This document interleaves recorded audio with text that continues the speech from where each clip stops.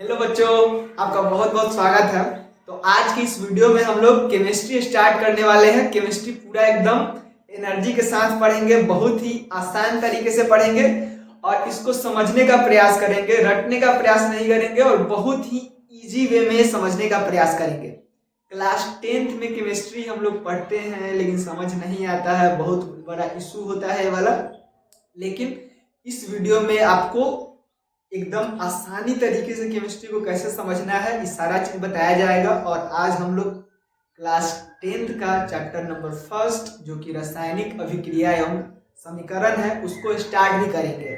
इससे पहले हम आपको थोड़ा बहुत बात बताना चाहते हैं। देखिए, केमिस्ट्री अगर आपको समझना है तो इसका बेसिक आपको बहुत ही अच्छे से पता होना चाहिए। अगर बेसिक अच्छे से पता होगा तो उस पर आप अपने केमिस्ट्री के ज्ञान को और बहुत अच्छा कर सकते हैं। लेकिन अगर आपका बेसिक ही मजबूत नहीं है तो आप समझ सकते हैं कि फिर उस पे केमिस्ट्री को समझ पाना उस बेसिक के आधार पे बहुत मुश्किल हो जाएगा। तो आपका सबसे पहला एम होना चाहिए कि आपका बेसिक कैसा हो, स्ट्रांग हो, मजबूत हो, तब आप केमिस्ट्री को इजीली समझ पाएंगे।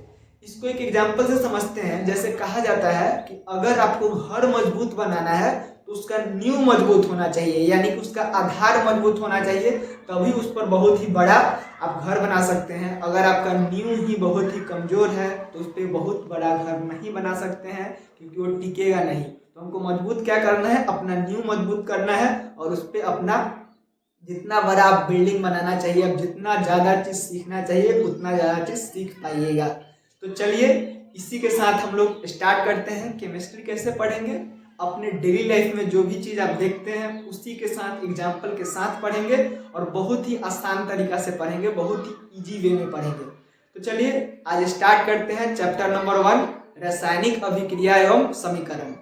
तो इसको पहले हम लिख देते हैं चैप्टर क्या है, उसके बाद हम लोग स्टार्ट करेंगे, बेसिक एग्जांपल के साथ स्टार्ट करेंगे। तो देखिए चैप्टर क्या है हमारा, चैप्टर नंबर 1 है हमारे पास और इस चैप्टर का नाम है रासायनिक। चैप्टर का क्या नाम है, रासायनिक अभिक्रिया, रासायनिक अभिक्रिया एवं समीकरण, रासायनिक अभिक्रिया एवं समीकरण। तो रासायनिक अभिक्रिया एवं समीकरण हम लोग आज स्टार्ट करने वाले हैं। इसका चैप्टर है तो इसका हम इंग्लिश भी लिख देते हैं, थोड़ा बहुत इंग्लिश हमको सीखना ही चाहिए। तो इसका इंग्लिश हो जाता है केमिकल रिएक्शन एंड इक्वेशन।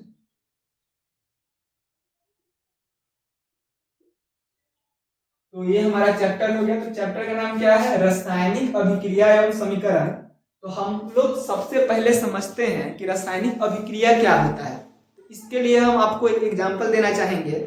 आप अपने आसपास में जरूर देखते हुए लकड़ी को जलते हुए, जब लकड़ी जलता है तो क्या क्या होता है, क्या क्या बनता है, आप बताइए। हम तो आपको बता ही रहे हैं लेकिन आपको खुद से भी सोचना है। जब आप खुद से अपने आसपास देखिएगा तो आपको बहुत आसानी से समझ में आएगा। तो अब बताइए कि जब लकड़ी जलता है तो क्या होता है।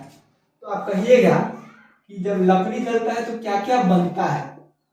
जब हम क्या करते हैं, लकड़ी को अगर जलाते हैं, क्या करते हैं, जब लकड़ी को जलाते हैं तो क्या क्या बनता है। तो देखिए यहाँ पे हो गया हमको लकड़ी और इसको क्या करना है, हमको जलाना है। तो जब इसको कथी करेंगे, हम जलाएंगे।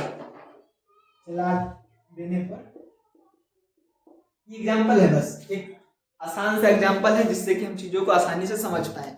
जब लकड़ी को जलाते हैं तो क्या क्या बनता है, आप बोलिएगा कि जब लकड़ी को जलाते हैं तो एक तो राख बन जाता है और एक क्या बनता है, बोले कि राख बच जाता है और उसमें एक गैस धुआं टाइप का निकलता है।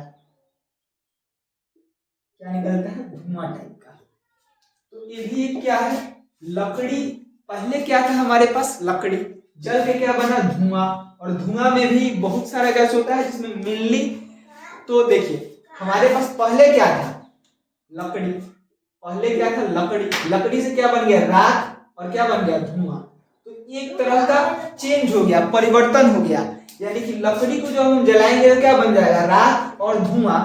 तो क्या हम नहीं कह सकते कि यहाँ पे कुछ ना कुछ अभिक्रिया हुआ है लकड़ी को जलाने पे, और क्या क्या बना है, राख और धुआं। तो देखिए इसको हम एक आसान भाषा में कह सकते हैं कि जो पहले था उसको कह सकते हैं कि कच्चा माल। ये क्या है हमारे पास, कच्चा माल, और ये अभिक्रिया करके कुछ बना दे रहा है, इसको क्या कह सकते हैं हम लोग, ये हमारा हो गया तैयार माल। ये कच्चा माल है, इसको रसायन शास्त्र के भाषा में क्या कहते हैं उसको भी समझेंगे, बिल्कुल समझेंगे क्या कहते हैं, उसके लिए चिंता मत करिए। लेकिन आप जब ऐसे समझेंगे कुछ कच्चा माल था उसका अभिक्रिया करवाया, क्या बन गया, कुछ नया सा, राख जैसे धुआं, तो ये हो गया हमारा तैयार माल। तो कच्चा माल से क्या बन रहा है, तैयार माल, मतलब कुछ ऐसा चीज है कि पदार्थ आपस में अभिक्रिया करते हैं और कुछ नया पदार्थ बना लेते हैं। कच्चा माल मतलब कि पहले से हमारे पास उपलब्ध है जो अभिक्रिया कर रहा है और बाद में जो बन गया उसको हम कह रहे हैं तैयार माल। बस यह समझने के लिए है, समझ के लिए है। तो क्या आपको समझ में आया कि जब पदार्थ एक दूसरे से अभिक्रिया करते हैं तो कुछ नए पदार्थ बनाते हैं, जब आपस में सहयोग करते हैं तो नए पदार्थ बनाते हैं। कि पूरा जो प्रक्रिया है लकड़ी का जलना, फिर राख और धुआं बनना, जो हम लोग हमेशा देखते हैं, कि पूरे प्रक्रिया को ही हम लोग क्या कहते हैं, रासायनिक अभिक्रिया। इस प्रक्रिया को क्या कहा जाता है, रासायनिक अभिक्रिया।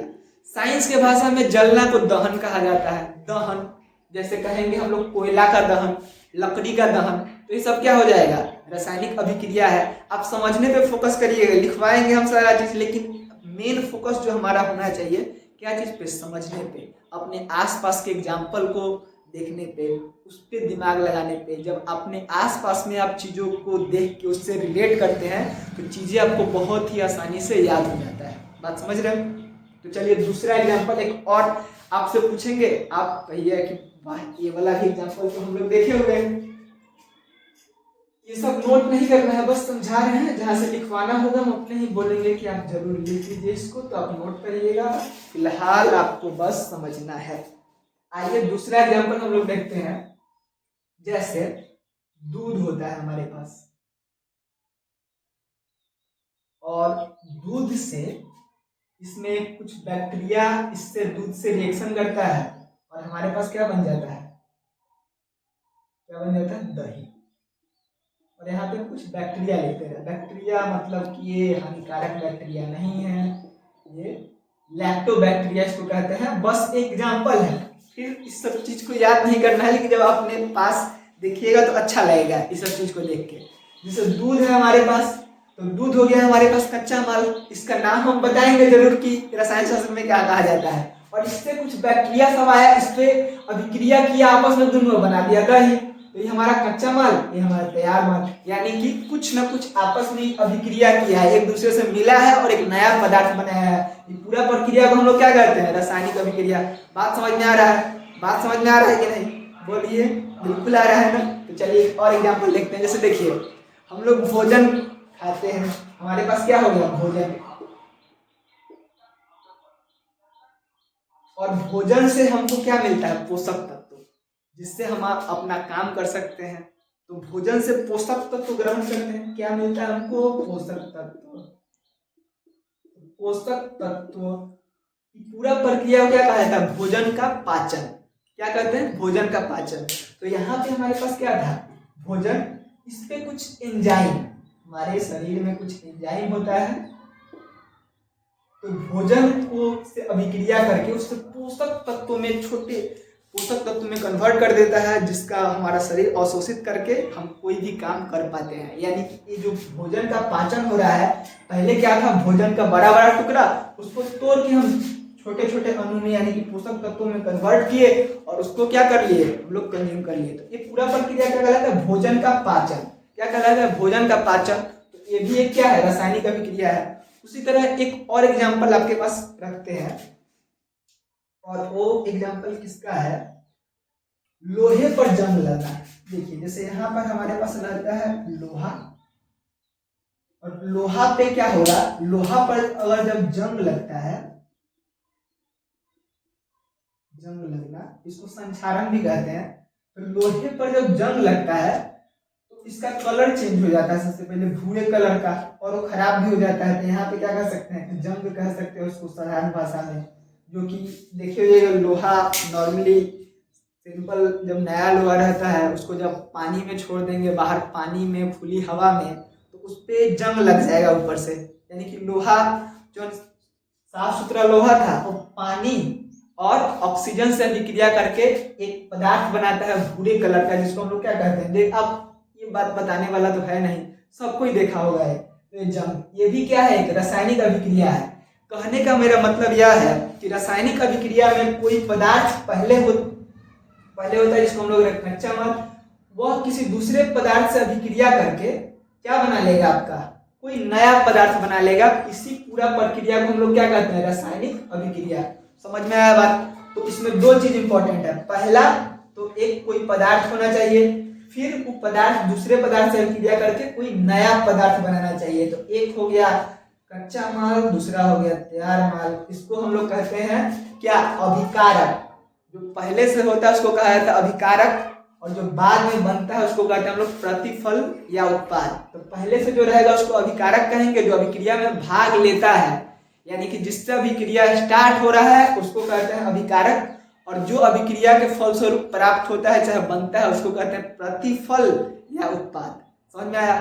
तो एक पूरा प्रक्रिया ही क्या कहलाता है, हमारा रासायनिक अभिक्रिया। तो चलिए इसको अब लिख लेते हैं। आप लोग ये कॉपी निकालिए और आराम से इसको क्या करिए, नोट डाउन कर लीजिए इसका डेफिनेशन, और साथ साथ इसका जो भी एग्जाम्पल बताया है उस सारा का सारा चीज। तो रासायनिक अभिक्रिया क्या है, रासायनिक अभिक्रिया है एक प्रक्रिया है, इसको लिखेंगे वह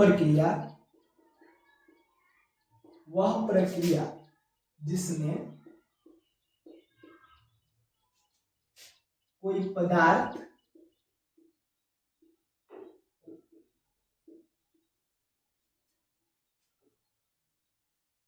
अकेले या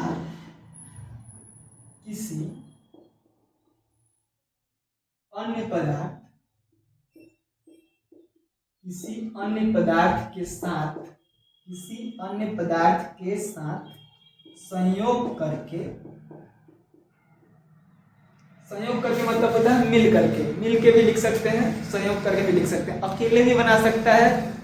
और अकेले कैसे बनाएगा सब समझेंगे कि अकेले रहेगा टूट के दुगो बना सकता है, वो भी एक रासायनिक अभिक्रिया ही है। तो वह प्रक्रिया जिसमें कोई पदार्थ अकेले या किसी अन्य पदार्थ के साथ संयोग कर कोई नया पदार्थ बनाता है। क्या बनाता है, कोई नया पदार्थ बनाता है,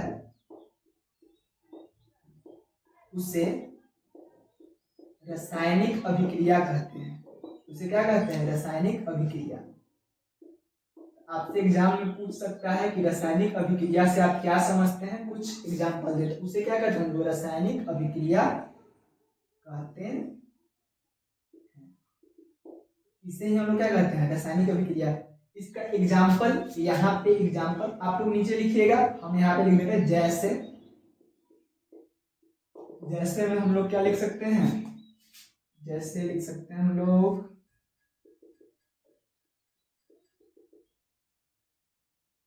कोयले का दहन मतलब होता है जलना। इस सब चीज को रासायनिक अभिक्रिया के प्रकार में बहुत ही डिटेल में पढ़ेंगे। अभी तो बस इसका एक झांकी प्रस्तुत किया गया आपके पास। उसके बाद भोजन का पाचन,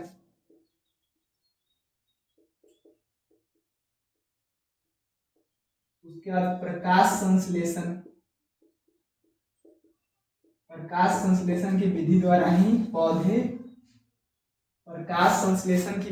ही पौधे क्या करते हैं, पोषक अपना भोजन बनाते हैं। उसके बाद हमारे पास आ जाएगा संक्षारण को ही जंग लगना कहा जाता है। जंग लगता है ना, वो क्या है, संक्षारण है। इसको इत्यादि लिखते हैं।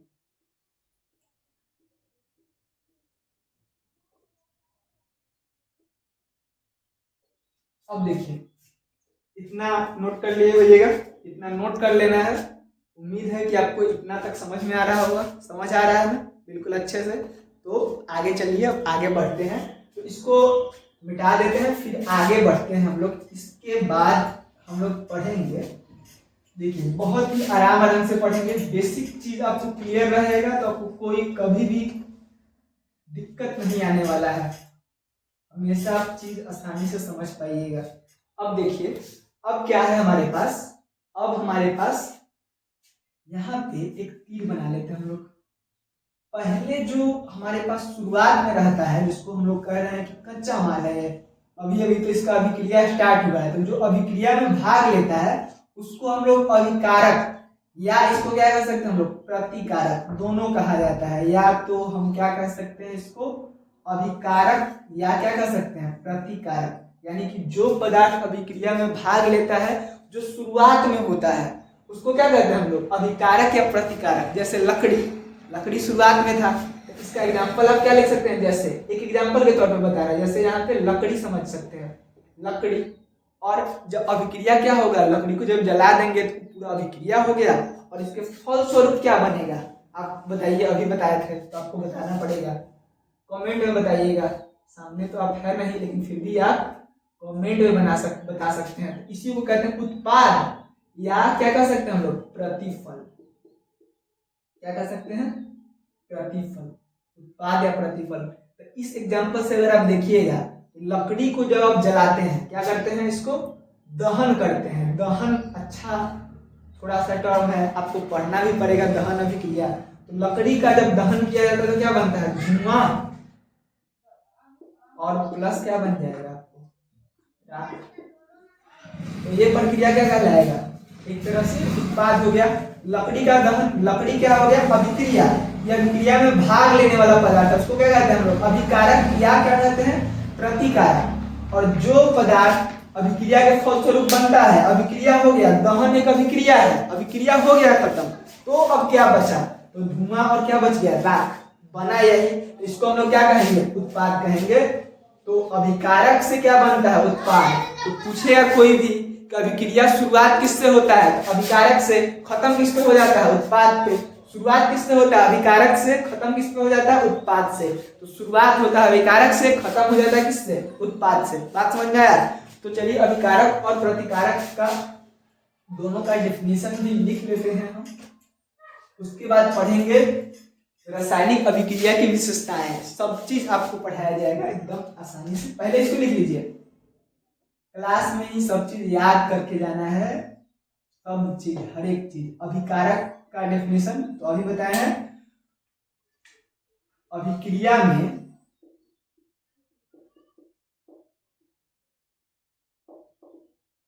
भाग लेने वाले, भाग लेने वाले मतलब जहां से अभिक्रिया स्टार्ट होता है, जो पदार्थ अभिक्रिया में शुरुआत से रहता है, तो अभिक्रिया में भाग लेने वाले, अभिक्रिया में भाग लेने वाले पदार्थ को अभिकारक कहा जाता है। अभिक्रिया में भाग लेने वाले पदार्थ को क्या कहा जाता है, अभिकारक कहा जाता है। इसको आपको लिखते रहना है, लिखिएगा तो आपको थोड़ा बहुत याद भी होगा। और याद क्या, आपको क्लास में ही सब चीज याद करवा दिया जाएगा। तो अभिकारक क्या है, अभिक्रिया में भाग लेने वाले पदार्थ को क्या कहते हैं हम लोग, अभिकारक कहते हैं। और प्रतिफल, प्रतिफल किसको कहा जाता है, तो प्रतिफल कहते हैं अभिक्रिया के फलस्वरूप जो पदार्थ बनता है, जहां से स्टार्ट होता है उसको अभिकारक, और जो अभिक्रिया के फलस्वरूप पदार्थ बनता है उसको क्या कहते हैं हम लोग प्रतिफल। तो अभिक्रिया के फलस्वरूप मतलब अभिक्रिया हो जाने के बाद जो पदार्थ बनता है, फलस्वरूप बने पदार्थ को, बने पदार्थ को, बने पदार्थ को क्या कहते हैं हम लोग प्रतिफल कहते हैं। तो अभिक्रिया के फलस्वरूप बने पदार्थ को प्रतिफल कहा जाता है। अभिक्रिया के फलस्वरूप बने पदार्थ को आपको क्लियर है। अभिकारक शुरुआत में जो रहेगा उसको अभिकारक कहेंगे, और जो बन जाएगा उसको क्या कहते हैं हम लोग प्रतिफल। जो स्टार्टिंग में है वो अभिकारक, और जो बन रहा है अभिक्रिया के फलस्वरूप वो क्या हो जाएगा हमारे पास प्रतिफल। तो चलिए अभिक्रिया की विशेषताओं के बारे में पढ़ते हैं। इसके बाद अभिक्रिया की विशेषताओं के बारे में पढ़ते हैं कि रासायनिक अभिक्रिया की क्या क्या विशेषताएं होती है। यहाँ तो चीजें बहुत आसानी से समझ आ रहा होगा। तो आइए केमिस्ट्री में हम लोग पढ़ते हैं किसको? रासायनिक अभिक्रिया की विशेषताएं। किसको पढ़ना है हमें? रासायनिक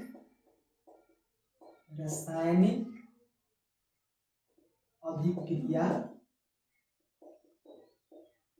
की विशेषताएं। विशेषताएं मतलब क्या इसका कुछ विशेषता होता है? जैसे आपका भी तो विशेषता होगा, सब किसी का विशेषता होता है।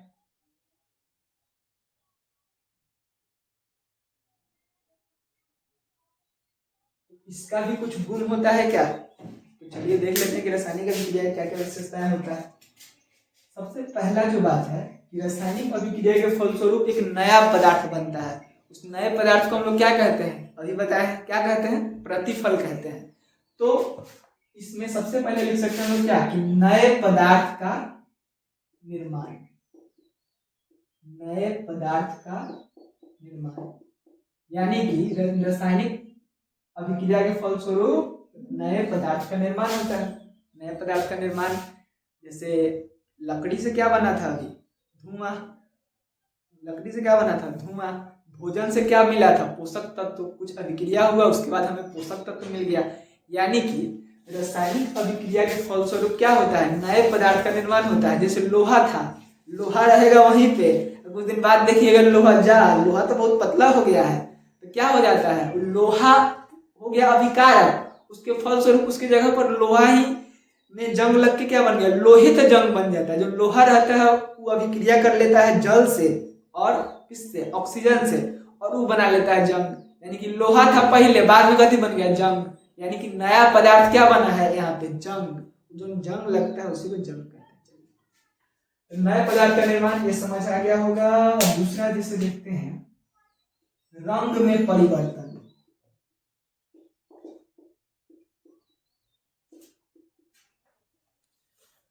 क्या रासायनिक अभिक्रिया के फलस्वरूप रंग में परिवर्तन होता है? आप ही खुद बताइए। जो लोहा, नया नया लोहा रहता है, उसका रंग कैसा होता है? लगभग वो व्हाइट कह सकते हैं हम लोग। व्हाइट, पूरा व्हाइट नहीं कह सकते, थोड़ा। लेकिन जब उसमें जंग लग जाता है तो किस तरह से उसका कलर चेंज हो जाता है, और कलर चेंज हो क्या बनता है? पूरा भूरा कलर का बन जाता है। तो यानी कि उसमें क्या होता है? रंग में परिवर्तन भी होता है। तीसरा बात है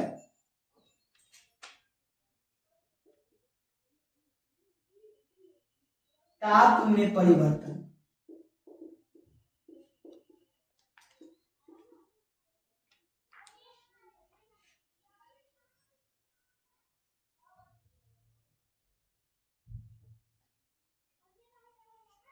तो अभिक्रियाओं के फलस्वरूप ताप में परिवर्तन होता है। तापमान मतलब गर्म ठंडा, गर्म ठंडा में भी हो सकता है, ताप में परिवर्तन हो सकता है। तापमान में रासायनिक अभिक्रिया के फलस्वरूप कहिए कैसे? कैसे बताइए कैसे?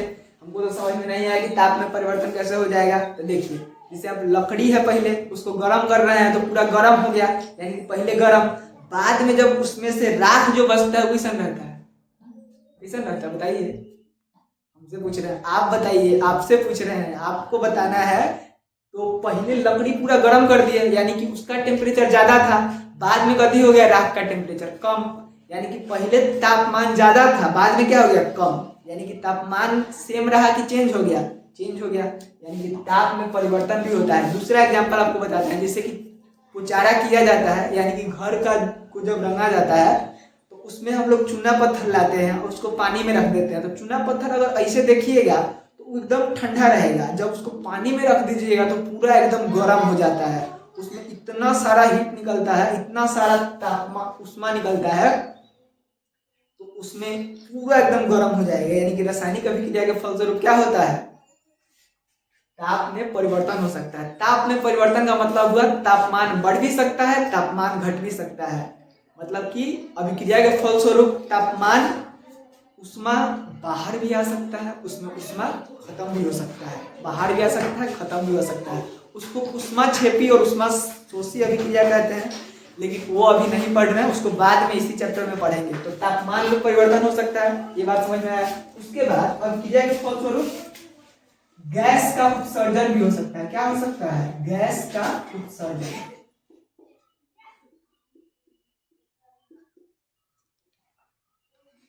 गैस का उत्सर्जन, गैस का उत्सर्जन मतलब होता है बाहर निकलना। गैस का उत्सर्जन, गैस मतलब जैसे कि जितना भी आसपास में बहुत सारा गैस है, धुआं भी क्या है, गैस है। जैसे अभी हम लोग देखे हैं लकड़ी क्या था, लकड़ी तो गैस नहीं था, वो तो ठोस था। लेकिन यहाँ पे क्या हो गया, धुआं निकला, उसमें से जलाए तो क्या निकला, धुआं, धुआं में परिवर्तित हो गया। और वो धुआं कैसा है, गैस है। उसके बाद और भी एग्जाम्पल देखना चाहिएगा, और भी देखना चाहिए क्या, देखिए और भी एग्जाम्पल देख सकते हैं, इन बाद के चैप्टर्स में देखेंगे। अभी इतना ही गैस का उत्सर्जन समझ में आया कि रासायनिक अभिक्रिया के फलस्वरूप क्या हो सकता है, गैस का उत्सर्जन भी हो सकता है। ये सारा चीज बताया जाएगा। अभी बस रासायनिक अभिक्रिया की हम विशेषताएं बता रहे हैं, तो आपको इसको नोट डाउन करते चलना है। जैसे जैसे हम इस चैप्टर में आगे बढ़ेंगे सब चीज को आपको बताएंगे कि कब कैसे रंग में परिवर्तन होता है। पहले आपको समझ में तो आया कि तापमान में भी परिवर्तन हो सकता है कि नहीं हो सकता है। आपसे यही सवाल पूछा जाए कि क्या रासायनिक अभिक्रिया के फलस्वरूप तापमान में परिवर्तन होता है, क्या बताना है, ताप में परिवर्तन होता है। गैस का उत्सर्जन हो सकता है क्या, यानी गैस इसमें निकल सकता है, तो हाँ गैस निकल सकता है। उसके बाद क्या, अवक्षेप का निर्माण भी हो सकता है, अवक्षेप का निर्माण।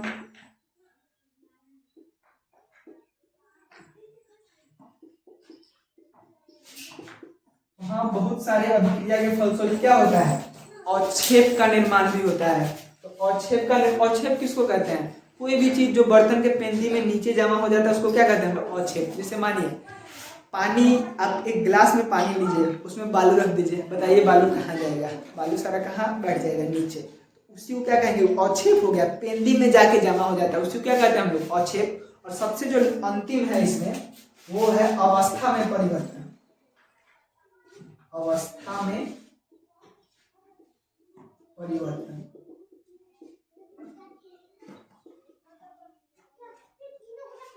अवस्था में परिवर्तन का क्या मतलब हुआ, अवस्था मतलब होता है ठोस द्रव गैस। तो रासायनिक अभिक्रिया के फलस्वरूप अवस्था में परिवर्तन भी हो सकता है। फॉर एग्जाम्पल अगर अवस्था में आप परिवर्तन देखना चाहें तो यहाँ पे हम लोग क्या लिखते हैं, लकड़ी, और लकड़ी को जलाने पे क्या बना था, धुआं, और राख भी बना था, ठीक बात है। यहाँ पे हमारे पास है लकड़ी, क्या है, लकड़ी, और यहाँ पे क्या होता है, धुआं। लकड़ी क्या होता है, ठोस, और धुआं क्या होता है, गैस। यानी कि पदार्थ की तीन अवस्थाएं होती है, ठोस, द्रव और गैस। यहाँ का ठोस और ये क्या हो गया, गैस। यानी कि ठोस से क्या बन गया, द्रव, गैस, सॉरी गैस। दूसरा एग्जांपल आप देख सकते हैं, जैसे कि दूध होता है हमारे पास, और इसको जब जम जाता है तो क्या बनता है, दही। तो दूध हमारे पास पूरा क्या होता है, दूध हमारे पास होता है लगभग द्रव होता है, लगभग क्या पूरा द्रव ही होता है। और दही जब जम जाता है तो क्या हो गया, ठोस। यानी कि अगेन हम देखिए यहाँ पे कि अवस्था में क्या हो सकता है, परिवर्तन हो सकता है। बात समझ आया, इतना चीज आपको एकदम समझ के रखना है। अगले वीडियो में हम लोग पढ़ेंगे रासायनिक समीकरण के बारे में, और रासायनिक समीकरण कैसे लिखते हैं, बहुत दिक्कत भी होता है। संतुलित रासायनिक समीकरण क्या है, असंतुलित रासायनिक समीकरण क्या है, उसको किस तरह से संतुलित किया जाता है, इस सारा चीज को अगले वीडियो में पढ़ेंगे। इसको आप आसानी आराम से देखिएगा इस वीडियो को, और अगर अच्छा लगा हो तो इस वीडियो को सब लाइक करिएगा, शेयर करिएगा अपने दोस्तों के साथ, और इस चैनल को सब्सक्राइब करिएगा। धन्यवाद, मिलते हैं नेक्स्ट वीडियो में।